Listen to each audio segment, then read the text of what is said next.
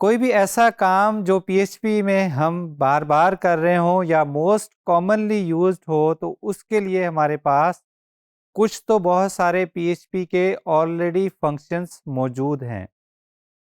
For example, अगर हमने जैसे कि अभी रिसेंटली अरेज पढ़े हैं, तो अरे को काउंट करने के लिए फॉर एग्जांपल हम जानना चाह रहे हैं कि किसी अरे में कितने एलिमेंट्स मौजूद हैं, उसको अगर हमने काउंट करना है तो उसके लिए हमारे पास पीएचपी का एक काउंट का फंक्शन मौजूद है। या अगर हमारे पास दो स्ट्रिंग्स हैं, स्ट्रिंग की हमने लेंथ मालूम करनी है या हमने ये मालूम करना है कि कोई एक वर्ड दूसरे स्ट्रिंग में है कि नहीं, उसके लिए हमारे पास एक फंक्शन मौजूद है।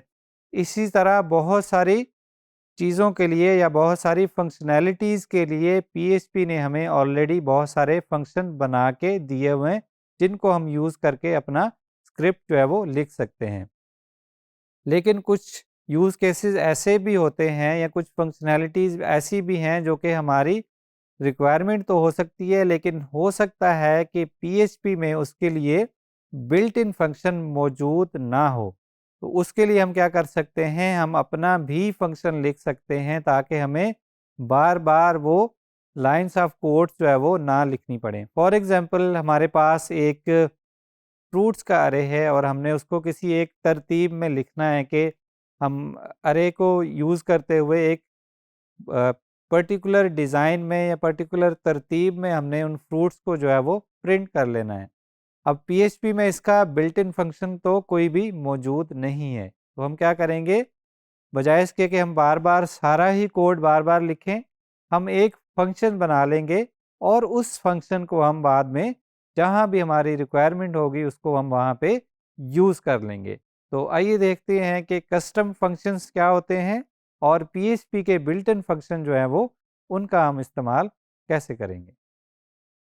यहाँ पे हमारे पास अरे मौजूद है, तो फॉर एग्जांपल हमने अरे को काउंट करना है कि फ्रूट्स में कितने एलिमेंट्स मौजूद हैं। तो हम क्या करेंगे, एक वेरिएबल बनाएंगे जिसको हम कह देंगे नंबर ऑफ फ्रूट्स।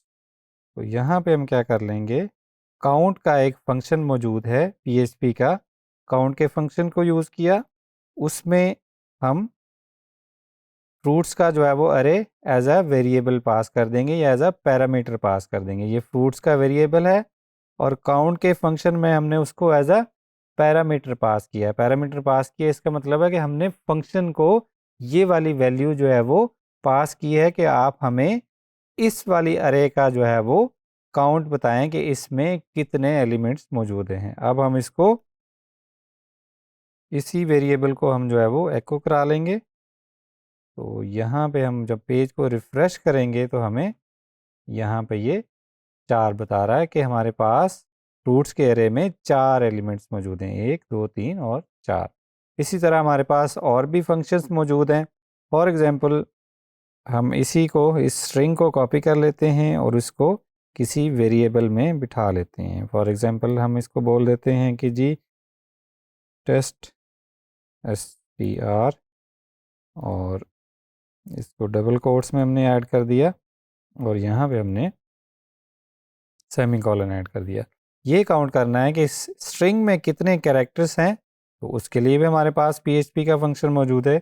अब हम बजाय इसके कि हम इसको वेरिएबल में बिठाएं, हम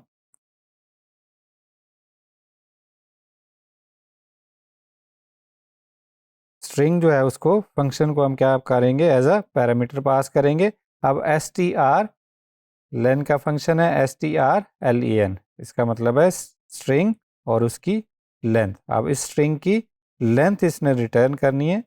अब हम जब दोबारा पेज पे जाएंगे तो हम देखेंगे कि हमें स्ट्रिंग की लेंथ जो है वो यहाँ पे नज़र आएगी कि इसमें 28 कैरेक्टर्स हैं। फॉर एग्जांपल, अगर हम यहाँ पे कोई और कैरेक्टर ऐड कर देते हैं टेस्ट के तौर पे, तो यहाँ पे हमें जो है ये नंबर जो है वो ज़्यादा देखने को मिल रहा है। तो इस तरह जो ये तो हो गए बिल्ट इन फंक्शन। लेकिन अगर हमने कोई कस्टम फंक्शन लिखना है तो उसके लिए हम क्या करेंगे, हम फंक्शन का कीवर्ड यूज़ करेंगे फंक्शन, और यहाँ पे हम नेम लिख लेंगे फंक्शन का ऐड फॉर एग्जांपल। उसके बाद हम उसको फंक्शन की, ये फंक्शन का नेम है और ये उसकी जो करली ब्रेसेस है उसके अंदर जो है वो उसको बॉडी भी कह सकते हैं, उसकी डेफिनेशन भी कह सकते हैं।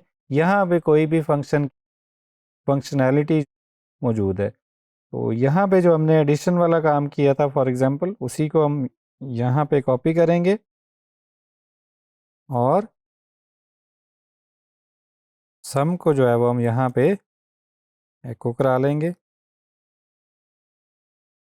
अब ये एक फंक्शन बन गया जिसमें हमारे पास दो वेरिएबल्स हैं, एक में 100 का इंटीजर बैठा है, दूसरे में 50 का इंटीजर बैठा है, और तीसरा वेरिएबल हमने बनाया है जिसमें हमने दोनों को सम कर दिया है। फाइनली हमने सम को जो है वो प्रिंट करा दिया है या एको करा दिया है। अब इस फंक्शन को हमने यूज़ कैसे करना है, अब ये तो हमारा डिफाइन हो गया कि इसने ये वाला काम करना है। जब भी हम इसको यूज़ करना चाहेंगे तो ये यहाँ पे हमें सम जो है वो प्रिंट कर देगा या एको करा देगा। अब इस फंक्शन को यूज़ करने के लिए हमें इसको कॉल करना है। कॉल करने के लिए सिंपली हम इसका नेम लिखेंगे और स्मॉल ब्रैकेट्स ऐड करेंगे, जस्ट दैट। यहाँ पे हमारा फंक्शन कॉल हो गया। अगर हम इसको कॉल नहीं कराएंगे तो चूंकि ये फंक्शन इवन दो ये मौजूद है यहाँ पे, लेकिन ये काम कोई नहीं करेगा, इसका फ़र्क कोई नहीं पड़ेगा यहाँ स्क्रीन पे। हमारा कोड तो मौजूद है, इस फंक्शन की हमने डेफिनेशन तो लिखी हुई है, इस फंक्शन को डिफाइन तो किया है, लेकिन हमने इसको यूज़ कहीं नहीं किया। तो फंक्शन को यूज़ करने के लिए हम सिंपली क्या करेंगे, इसी के नेम और जो ये स्मॉल ब्रैकेट्स हैं इनको कॉपी कर लेंगे और यहाँ पे पेस्ट किया, सेमीकोलन ऐड कर दिया। तो अब ये हमारा जो है वो फंक्शन यहाँ पे कॉल हो गया। अब जब हम पेज को रिफ़्रेश करेंगे तो यहाँ पे हमें 150 नज़र आएगा।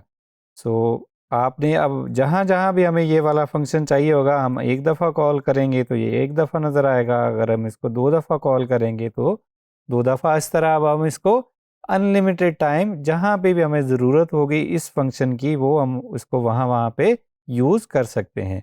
तो हमारे पास बिल्ट इन फंक्शन मौजूद हैं जिसको हम बगैर डिफ़ाइन किए यूज़ कर सकते हैं क्योंकि वो पीएचपी में ऑलरेडी डिफ़ाइंड हैं।